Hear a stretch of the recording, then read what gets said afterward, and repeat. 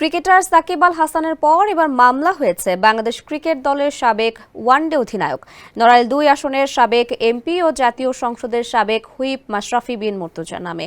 মামলায় তার বাবা গোলাম মুর্তজার স্বপন সহ আওয়ামী লীগ ও অঙ্গ সহযোগী সংগঠনের ৯০ জনের নাম উল্লেখ করা হয়েছে।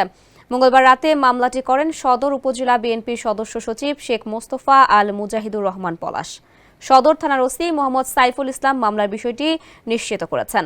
মামলায় অভিযোগ করা হয় ৪ আগস্ট দুপুরে আসামিরা পূর্ব পরিকল্পিতভাবে রামদা, লাঠি, ছোড়া, শর্টগান, বন্দুক, পিস্তল, হাত বোমাসহ মারাত্মক অস্ত্রাদি নিয়ে জোটবদ্ধ হয়ে চৌরাস্তা থেকে চিত্রা নদীর পূর্ব পার পর্যন্ত বেআইনি সমাবেশ করে।